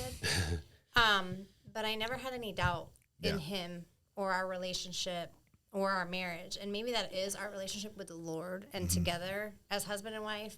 Like I've never doubted him. I've never been insecure. I can't explain it. Never. She has. The only thing I can attribute it to is him because When did you guys start dating? why him? We never dated. Well, married. Okay. When did you guys get married? Day We one. didn't date long. I think we talked about that before. So we met in October of 2004, right after Hurricane Charlie. Okay. I was working at a bar in Port Charlotte that had just reopened, and his friend came down, and I'd met him, and he was helped rebuilding the town. Like he owned a roofing company and whatnot. So From Chicago, and he came down here to, do all that work after Charlie, Absolutely. So he had come. You can take over on this part. So when you first got out of jail, that's when you met her. The first before time. the RICO. Yeah, before the time. My buddy Jamie called me up and he's like, I'm down here in Florida. They had that Charlie. And I go, yeah, I see that. And he goes, and now the RICO, this is after I hear all the indictment, all the subpoenas. And I was in Vegas. I was staying in Vegas a lot. I was out by Jay a lot, out by Cutler there. My friends owned the Crazy Horse there. So I was just having some fun in Vegas, spending 2-3 weeks there, coming home, seeing my family for a little bit. I had different girlfriends still, even though when I was home the first time, I said I was still womenizing, seeing my daughter and then going back to Vegas. So Jamie had said, oh, man, you got to come down here. I'm down here. And I said, where you at? And he goes, Port Charlotte. I go, never even heard of it, And he goes, they got some. Port Charlotte. I'm like, I never heard of that, And I said, Jamie, I'm not, you got the Outlaws down there because Florida's their big hub, And I said, and he goes, yeah, but you're out of that. I go, yeah, but they might not care about all that. And they're going to know who I am. And, I said, no, I'm not coming to Florida. He goes, man, they got hot chicks down here, bro. I go, I'm in Vegas. You talking about hot chicks? Like you ain't. What do you? Don't feed me with that pitch. And he goes, well, I miss you. And I go, damn, you got me. Yeah. All right, flew me into Sarasota, and I came down here. He was renting a house in Punta Gorda, and I went into the bar she was working at because he got to know the owners, and met her, and she had a dude at the time, So we just met, hello, everything. I stayed a few days. We just got to know I got to know everybody, and then I went home, and then my doors got kicked in for the RICO. So then I did that time. Then when I came home in 2008, my friend Jamie had the house here. Now he bought a house down here, so I came down here to spend a few days with them. No, he hadn't yet because you came and stayed with me. Oh, I did stay at your house the first time. Yeah. He's like, oh, wait, now I remember that. I did. I did back. Women remember everything. Yeah, they do. They do They not do. miss anything. My grandma still remembers when I was like 3. I'm like, that's like 30 years ago. I did stay by her house the Crazy. first time. And then when I came down after the 4th of July in 2009, was it the 4th of July? Yeah. Because then I moved you up. 4th of I came July. down at the 4th of July. Her and her guy were, 8 years of having issues and on the outs and stuff like that. And we were partying at the bar and stuff, and she wasn't drinking because she had got herself a DUI. Oh, Bad kid. I was a bartender. That girl. Bartender a lot of years. She a so- criminal herself. Yeah. Runs in the Chansey family. I didn't go to jail though. No, Yeah. but she had got herself a DUI. So now she kind of, it's like me going to prison. She got taken out of that environment. Kind of when I went to prison, I was out of it. Now she was so deep in the forest, she couldn't treat a seed of trees, like I say. So now she wasn't drinking. Her and her ex had the bar, drinking all day, fighting constantly. Now it was becoming like she was seeing the light, of everything that they were doing. And so it was the 3rd of July, right? The day before the 4th of July. It was 2, 3 o'clock in the morning. We were leaving the bar that her ex owned, and everybody was twisted, minus her, minus me. I drank a little bit, but I never got twisted like that, right? I can drink some Jack and Cokes and kind of make it work. And her and her ex got in a fight in the parking lot, and he was like, "You ain't getting in the car, walk home." And she starts walking out the parking lot, and it's 200 degrees out at, 3 in the morning in Florida here, right? And I'm still 300 pounds. So I go walking out to her, and I said, "Listen, little Mel, I'm not letting you walk home. I'm not walking home with you. I'll die of a heart attack right on this pig right now." We're getting in that truck. Whether I got to beat your dude up or whatever the story is, we're getting in that truck and going to your house, And I said, "This is crazy how you guys fight like this, And she's like, "You don't know how hard this is on me." I go, "Well, if it's that hard on you, then get out of the relationship." And she goes, "Oh, I've been in love with you for the last 4 years that I've known you." And I go, "And you're telling me now?" Because I brought a different girl in town one time when I was here, so she knew that I was kind just of. running me. I'd be on the phone with the one in Chicago, like, "No, he's by himself. There's nobody here with him." It's like, we were friends. We were just buddies. I didn't never kissed her on the cheek. I mean, we We were go just. shopping together. We go Yeah. eat together. But you secretly liked him, though. I Secretly, obviously. loved him from the minute I met him. It was just something about him that just I didn't know what it was. He was totally not my type. I was like, "Man, he's like a gorilla. Like, he's massive." And I'm like, me and my girlfriend at the bar, I'd be like, "I could never. Like, that's just too much." And then Did you see a soft side in him, or did you like that? I did. Yeah, And he that's what it sat is. more with me than he did with the guys, and we developed that. Yeah, we friendship. talked, She was very, she asked questions, and she was like, and I was like an open book with my life because I'm not going to hide anything from anybody. I didn't know what I was doing at home. I had a few girlfriends at the time still before the RICO. I was running the nightclubs, but I didn't really have a direction yet. You know what I mean? Like I still was out late at night, and like I said, I thought I changed my life because I changed a few things. And I then still remember it. Like, yeah, that we started. light was on him, and it was that late, and I just looked up, and it just like that fell right out of my mouth, just like. So then I flew home. So you just told him that you were in love, and then. Well, we went home. That was Yeah, we went home. We went home. Everybody went to sleep. And then the next morning, I was making his oatmeal and She some was making me coffee. breakfast. And There you go. my ex was already gone because we owned an establishment, so he was already gone. And I looked at him and I go, "Well," and he's like, "Well, what, little Mel?" I'm like, "What do you think about what I said?" And he's like, "I thought you were drunk." And I'm like, yeah, no, forgot that she was on the wagon, right? Because she had I wasn't she had to do drinking the at blow all. thing in the Didn't drink at car, right? So, Not that kind of blow. yeah. Well, let's just say I had a Listen to beautiful, this. gorgeous, jacked up Hummer. Yeah. And she had to blow in the pipe to make sure she yeah. was I had the sober. brunt of Yeah. every joke. So we were like, With "Oh, the you got to vehicle. do the Hummer," and you know what I mean, to the Hummer and the Hummer, like, So I said, "Oh yeah, that's right. I forgot. I was partying. You weren't. She goes, "What do you think?" And I go, "I don't know what to think. Like, you just dropped that on me right now. Like, let's do some soul search." I go, "Of course, I think you're a beautiful girl, and I see how good of a girlfriend you are to somebody that's not in the same square as you're in. You know what I mean? Like, I see that loyalty." I said, "But And he and I were done, so it wasn't like I was cheating. We Yeah. never kissed. I nothing. never did anything while I was with that person because Yeah. I'm just not that person. So So I flew home, and I was like, you gotta let me think about this a little bit. And I thought about it because I was like, the last thing I want to do is hurt this girl. I knew how good of a girl she was. I'm like, am I friends ready? And I'm first. praying on it.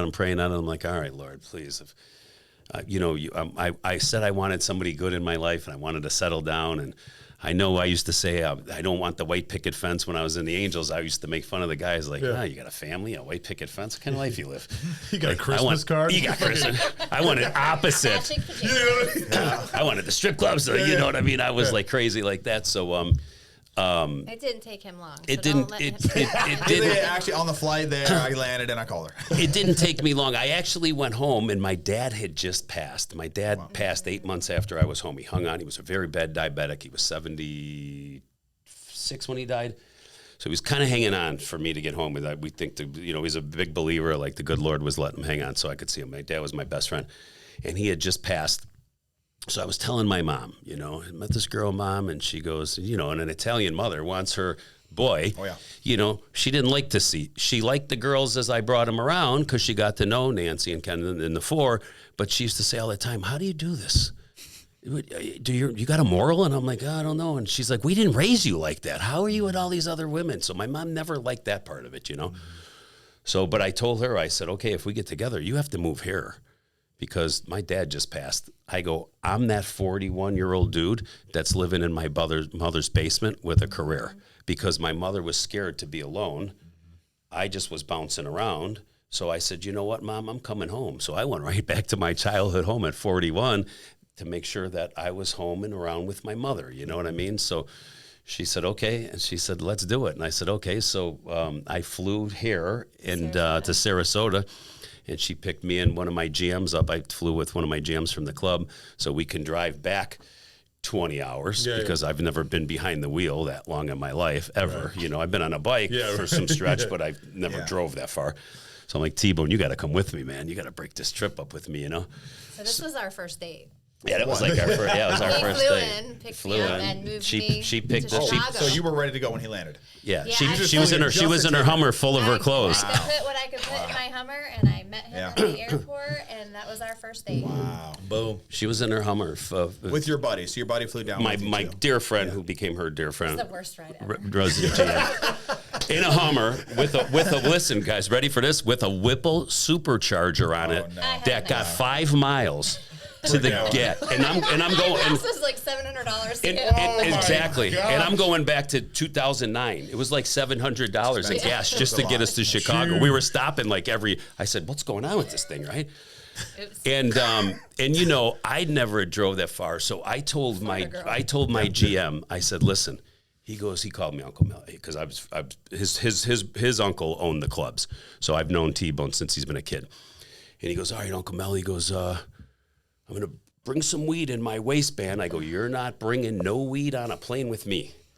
They know who I am when I fly. I don't need you around me with some weed. You get busted, your uncle's going to be yelling at me. No weed." He goes, "How are we going to make it back home?" I go, "I don't know.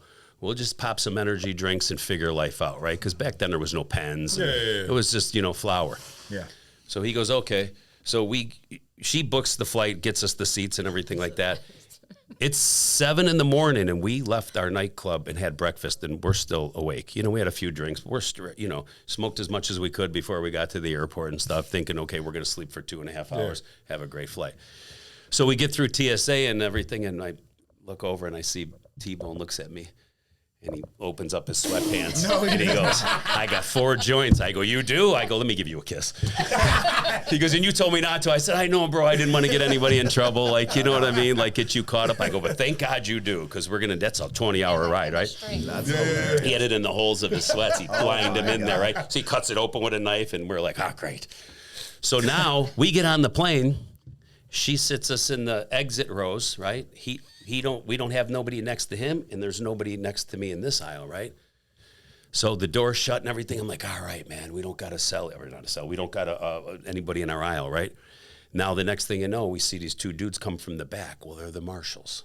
When they were doing the marshal stuff flying, right? They're the 2 marshals. I see their backpacks.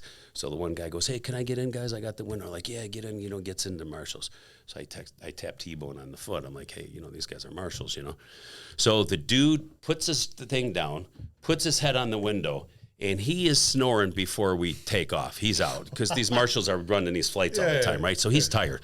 He's snoring. I'm like, "Okay, perfect, So I put my seat back. We're going up in the air. T-Bone's next to me. I'm gonna catch some sleep. He can't figure out his seat. He hits the dude's seat. Oh my So the dude goes like this, and he goes like that, and he jumps up like that, and I look over and I go, and he goes, and T-Bone goes, oh man, I'm sorry. He goes, I thought that was my one, and the guy goes, oh my God, I thought the plane was crashing. He goes, oh, it's okay. This guy was super cool. Puts his hat back over his eyes. I look at T-Bone like, you're messing with the Marshal, man. You got stop, bro, right? So we land in Sarasota. She picks us up. She's right there. We had a pact. We said, we're stopping when this thing needs gas, and we're eating Wendy's at every stop because I wanted to have some burgers and a fry. And, you know, I'm not going to go in town in 15 minutes off the highway. I wanted to get home. I've never been in a vehicle that long. I was ready. If I would have had a rig of heroin, I probably would have tried it. I just did not want to be in the vehicle, right? So I was like, let's get home. We got a pack? He's like, we got a pack. Okay. So he takes the first shift and everything like that because, you know, we're not going to put it on her. She's in the back seat, so T-Bone takes the first shift. We stop for gas. There's always a Wendy's at the gas stations, right? Wendy's, bam, Frosties. Oh, you got to get Frosties. Smoking and everything like that. Okay, we're good, you know. I shouldn't say it was too many hours at 5 miles to the gallon, right? We were stopping we did a lot of Wendy's stops that trip home. Sure. You did a lot of Wendy's stops. Stopping, peeing, using the bathroom, smoking and everything like that. So T-Bone goes, hey, I'm getting tired. Now it's nighttime. And I go, where are we at, T-Bone? Who's driving at this point? Him. Okay. He goes, we're in Tennessee, Uncle Mel. And I go, okay. I said, I'm good. I go, I just had a big coffee, smoked. I'm wide awake. I'm good to go. You know, he's like, okay. I'm in the Hummer. He falls asleep in the passenger seat. I don't know what she's in the back. I didn't know she was up at the time. But in this Hummer, it's moving, right? Oh, yeah. So I'm like, man, let's get home, man. I'm like, okay. So I'm doing 90, 95 miles an hour. Nobody's on the road. I'd never been through the mountains of Tennessee. I never drove over that way, so I don't know what's happening. I was in the back, terrified. So she ain't saying nothing. Can you imagine being in the mountains going 95 miles an hour? Terrified. It's scary. And I'm like, wow, nice curve, you know, and everything like that.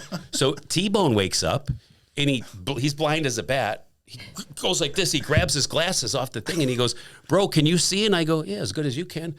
And he goes, bro, slow down. We're in the mountains here. Don't you feel your ears popping? And I go, yeah, I did. I didn't know what that was for. I'm watching these runaway things. I'm watching the truck lanes. You know, I don't know what all this. I'm not an over-the-road guy, you know. And just as he says that, literally, like the next turn was a turn. And if I would have been cooking at that 90, I'm not sure we would have made that turn, right? He thank God he woke up. So he goes, when we're stopping, I'm taking us the rest of the way in. I go, okay. So he drove the rest of the way in, and we made that home in like 18 and some change, 19 hours, right? Wow. We like booked to get back. I just wanted to get home and get out of that thing. So that was a story. Awesome. I introduced her to my mom. Oh, you had met Nan because you came in first. Mm-hmm. So my mom met her, and my mom became best of friends. My mom was 90 years old when she passed out here 5 years ago on Christmas Eve. Old Italian lady, yeah. 5 years ago. It'd be Christmas Eve would be 5 years, right? Mm-hmm. Are both your parents Italian? My dad was German and Irish. Okay, gotcha. But the house was ran very strict Italian, even though my dad was, you know, my dad let my mom run the house because he worked. Yeah. So the mom. Did they live in New York or what? Chicago. Chicago. Gotcha. Born and raised in Chicago. Gotcha. My grandma and grandpa are both hardcore Italians. Like he was in the mob in New York. It was crazy. Like he has stories that's like it's wild actually. The stuff he says. Oh so yeah. It's crazy. And I'm actually half Irish, so I'm 1/4 Portuguese. So we're almost the same. Almost. If you're a little German, I'm a little Portuguese. So. Half Italian and then German, Irish, and Papa was he called himself a mutt. He had a few different nationalities, but the German and Irish was the most of it and stuff. So he was a super mellow dude. My dad just loved my mother. She ran the home. Yep. You know, he worked, and, you know, my mom worked later in life because she got bored. She ran the bank, and then she was a crossing guard, and she worked at the Little League stand with the concessions because that's where we grew up, you know, by these Little League fields. But my dad was just such a relaxed, somber, mellow. Everybody always says, we were hoping you turned out like your dad. You know, but I got my mom in me. I got that I got that side of my mom in me, you know, and then so that's our first date. And now we just celebrated our 13th wedding anniversary. Yes, wow. Yeah. Happy anniversary. Thank you, guys. Thank you. Wow. Yeah. Awesome. Which I say this. I say, what did we say? I said the 13 married was like 92 because I do it by dog years. I said, because, you know, little Mel gives me a lot of stress, but we all know the flip side of the coin is like, you know, I'm the tyrant. Well, you know, looking back at your life, you know, obviously you've been through so much. You guys have a very successful marriage. You're heavily invested in, I'm sure, all of his businesses. You help him with a lot of stuff. If you can go back in time, what would you tell your younger self? Like, what's your advice to your younger self? Ooh, man. You know, I've been asked that question before, and it's kind of hard for me because, you know, coming from me, And I had older guys that have been through stuff. I had older guys in the club actually telling me, like, slow down. Are you in a rush to get to the penitentiary? Are you in a rush? Like you guys are trying all this stuff so fast, you know. But when that war came on, there was like no slowdown period. You had to do what you had to do. But I would just say, I'd have to say this, because if I trusted in the Lord through that life, I would have never joined the club. I would have never did what I was doing. Probably wouldn't be exactly where I'm at. I believe everything happens for a reason. Agreed. God didn't just open up his eyes one day, not that he sleeps, but he just didn't look at one day and go, oh my God, Mel joined the Hells Angels. He knew that was coming. He knows the beginning from the end, right? But he had a plan for later in life of where everything's at now, you know, but not really sure what I would say to a young kid that's doing all that right now. I would tell him, like, open your eyes a little bit. The life you're living is not productive. What are you getting out of it, you know? And that's what a lot of guys do ask me when they're talking about the clubs. And if guys are in the club and they reach out to me, I tell them, well, if you're reaching out to me, you're active in your club, and they go, yeah. I go, well, that's telling you something right there. Because back in the day, I wasn't reaching out to nobody. Asked, saying, I don't think I belong here. How did you get out of it? That wasn't happening to me until I went to the joint. So I tell them, you're reaching out to me, God's already probing on your heart. I wasn't getting that when I was there. You know what I mean? So, but I don't know. I'm gonna have to study that question a little bit. That's a good one. Yeah. So are they even allowed to get out even if they wanted to? Because my grandpa was in the mob, right? You're not allowed to leave the fucking mob. You can't leave that shit. That's a sworn oath to the exactly. Death. So he got drafted, and that's why when he came back, they tried to recruit him, and he was already out at that point, so they let him stay out. Yeah. But it's once you do they let you out? Yeah, the motorcycle clubs are like this. Like it's not that. It's you don't take that oath to the death and bleed on a card, and you don't do that. If the reason is if Dustin's in the club and he decides that he finds the Lord and he wants to change his life, and we tell him, you can't leave. You're in this forever. And now something goes wrong. We go to a gas station and the enemy's in there and we're in a shootout or something happens, and now he's facing 50 years, 60 years, and he didn't want to be there in the first place. Where's he going to go to? Where's his mind going to go? Hey, let me talk to you guys. Yeah. You're going to push a guy to do something he didn't want to do. So if you want to get out, you quit the club. You don't owe the club any money. You quit the club.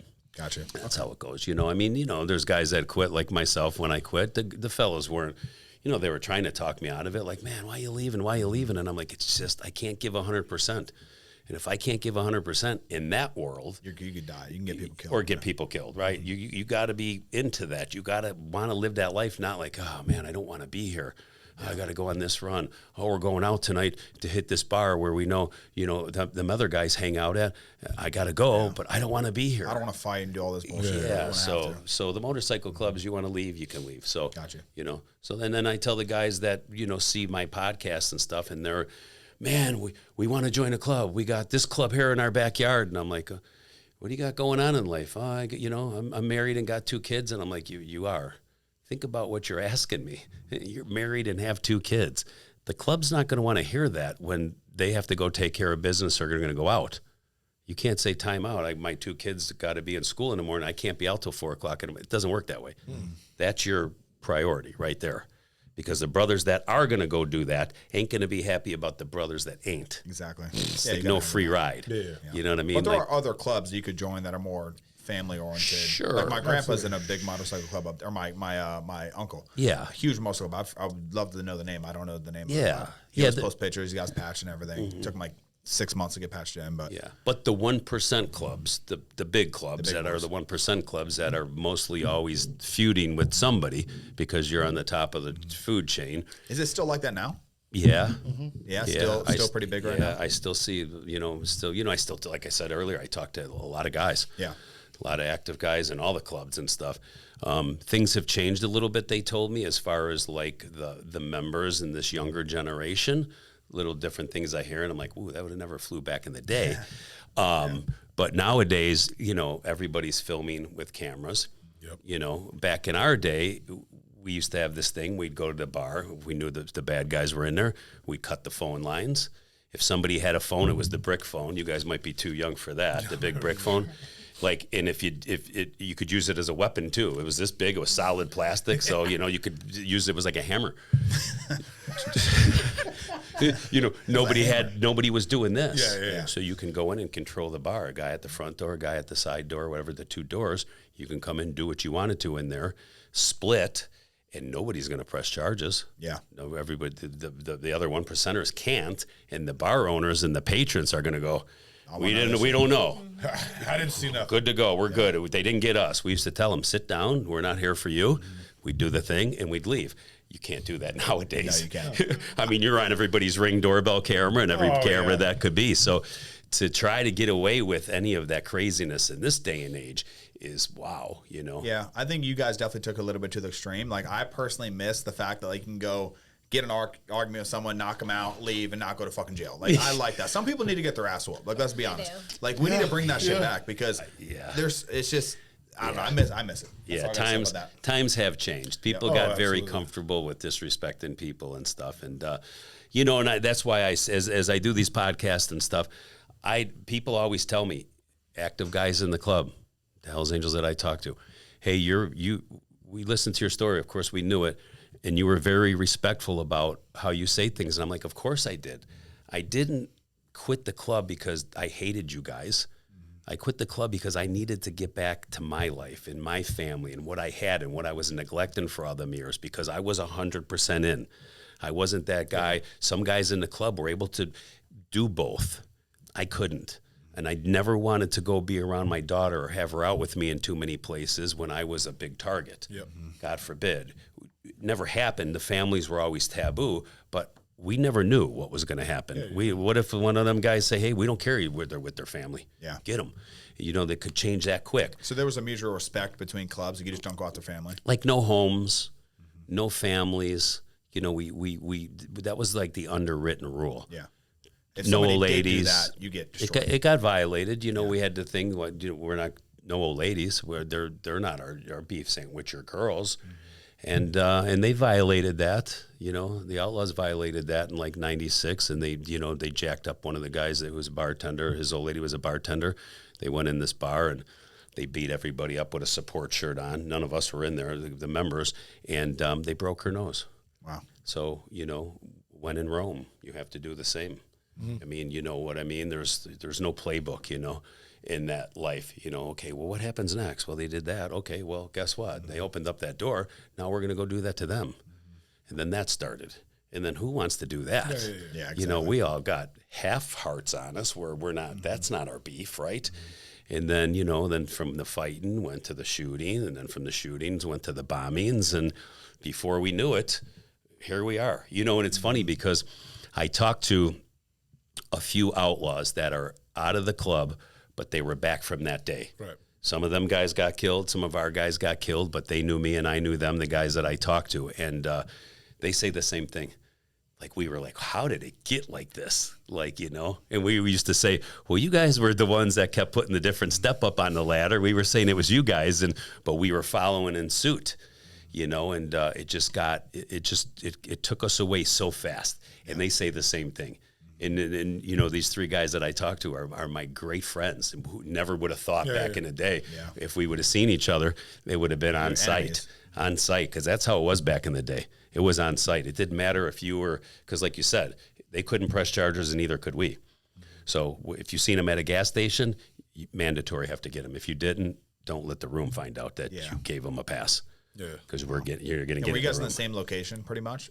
Yeah, their clubhouse was 20 minutes from us. Wow. A lot of them guys grew up in some of the neighborhoods around mine and stuff like that, you know. Wow. So, you know, and then, you know, knowing their patterns and them knowing our patterns, you know, the guys that they killed, they know their patterns. And, you know, one of our guys was out in front of, he drove a truck. He was out in front of his trucking company in the morning time reading the paper, and they went by and hit him with a carbine. Wow. You know, shot and killed him right in the car, you know. So we used to tell everybody, you can't have a pattern. You can't have a pattern, you know. Some guys in my charter had jobs. Not everybody was doing illegal stuff in the club, you know. That's why they say the 1%ers, the Hells Angels, they're a criminal enterprise. That's not true. There's a lot of guys in that club that have normal jobs and families, and they're in the club because it's the brotherhood. That's what it started about. Exactly. Then there's guys in there like me that chose not to work, and I learned the cocaine game, and I got into my own rigs, you know what I mean? My own stuff that I was doing. So, you know, it wasn't always about that, but, you know, the guys that didn't have to work, we weren't on a schedule. You know, I trained at the gym. Yeah, I trained at a few different gyms, but they always knew that I trained. That's why I always had protection with me at the gyms. Yeah. You know, then during the day I'd go do my thing and I wouldn't have anybody. If we were out at night, we were out with the crew. So there was always, you know, we had a thing like one guy couldn't be out by himself. But if they took you out, then it would have been just crazy because you were like the top guy, right? You would have other people come in and it would have been way worse. Yeah, So yeah. Maybe they knew better. Maybe they knew Well, better. no, they were on it. They were so trying. Oh yeah, they were on it. I learned after the RICO indictment. One of the when they got the Outlaws in '97 on their RICO, a couple of their members flipped, just like a couple of our members flipped. Like a couple of members flipped, and one of the Outlaws told the ATF agents that it got brought up on their predicate acts, and they said, "Yeah, we almost had Mel one night." Wow. Coming out of a strip club. They said we were sitting in a van. I always had a vet after I graduated from the IROCs. I stepped it up to the Corvettes. So I always had the year of the vet. That was the year. And I was at the strip club. I was always hanging out, and my vet was parked out in front. And I had a license plate like a complete moron, and the license plate had missed MR 187 on it, right? So like putting it out there, right? Like a dummy, right? Like I'm here. So they knew my vet. And so they were in a van with automatic weapons. Wow. And they were going to wait for me to walk out because it was the dark spot where my car was and stuff, and open up the side of the van. Well, a cop pulled up and seen my car there. And the cop lived in one of the towns that I had a house with one of the girls, and he was a bodybuilder. So he knew me from the gym. And he was like, "Oh, there's Mel's car." So he turned the car around and parked next to the car. Well, the bouncers told me, "Hey, Mel, there's a cop by your car." And I was like, so I walked out, and he got out of the car, and he's like, "Hey, Mel," and he gave me a hug, you know, and we, you know, laughed and joked. They backed the van out of the alleyway, and they told that to them ATF guys. And they told So me. you found that, and then you just remembered. I found that out later, you know, knowing that I was always at that spot. My car was always right there. You know, I knew they were trying to get me. You know, I tried to do as much things as I can to make it hard for them and to continue to be out. I was a young man. I wasn't going to sit in the house. Yeah, exactly. You know, she knows the stories from all the friends. I was out every night. Sometimes I wouldn't go out on a Friday because I was so burnt out from Saturday to Wednesday. nights out. I was out all the time, 3, 4, 5 o'clock in the morning, whether they were strip clubs, biker bars. We were out all the time, especially the crew that didn't work. We wanted to be out. I'm partying, new chick here. Hey, let's go on our bikes. Let's go to this place. Chicks all night. You know, it was like the rock star scene for us as we were out. But we knew we had to keep ourselves safe. We were all packed out with guns. Wow. Ready for whatever was going to come our way. You know what I mean? And, you know, and So that's a scary way to live, though. That's a very fearful way to live. stressful. I say Very now, stressful. like if somebody came down and said, "We will give you $10 million to do that exact life for 1 year," I'm going to go pump gas. Yeah. Yeah, not worth I it. can't. It's do not it. worth looking over your shoulder all the time, and then being fearful potentially for your family For getting sure, hurt, not knowing for what to expect. All and because that. we're in opposite motorcycle clubs. Absolutely I mean, crazy. it's just crazy. And you see the guys and talk to them now that I got to know the Outlaws that I got to know. We're all the same pretty much type of guy. We just got something different on our back or something like that. And it But back starts then, you know there. how it is. You get one fight leads into something else, for and then sure. something else, and then they stole this. And But then all of that culmination comes over here to now you're continuing on with your John 3:16 devotional team, continuing to pass the word. We have some amazing competitions. Yeah, that is cool to going see them. on. Okay, December 22nd. All props to Little Mel on them December ones on the 20 team awards. 21st. yeah, we will December be there. 21st, 6 Yeah. weeks out, a little under 6 weeks out. Yep. Well, it's funny when we walked in, I go, "Babe, look at them. Them are nice." She goes, "Yeah, that's what we give to the guys." I'm like, What? because as you guys are getting them, I'm never on stage I've again. never even seen these. It's all I her. just seen them right now. That's I'm never awesome. on stage. You guys know as I go out and open up the Yeah. show, right? And we get that going. And then when I'm done, I'm mingling and ripping and running, talking to the athletes and their families. And Mel's doing all the work. Little Well, I gotta say, I truly appreciate both of you guys. Our camera's actually dying, so we're gonna have to. Oh, gotcha. cut it. I think it's been like an hour and a half, almost 2 hours. Perfect I think, but, timing, right? brother, Yeah, you good. are the best. Seriously, thank you guys so Thank much you for coming guys. Thank you. We appreciate you Appreciate you guys. sharing your story, you know, Yeah. and allowing these people to understand exactly where you came from and where you're at now. Yeah, I'm humbled, you guys. Thank you. It's so an much. amazing journey. Thank you so much, man. See you at the holiday. Oh, we will be there. 6 weeks out. What are we? 6 weeks, Mom. 6 go. weeks. 6 weeks, The yeah. 21st. I know the Yeah. date. I know the date. 21st, we got it. But all right, much thank love, you guys. guys so much. All right, man. I'll see you guys in a guys. few weeks. Let's go.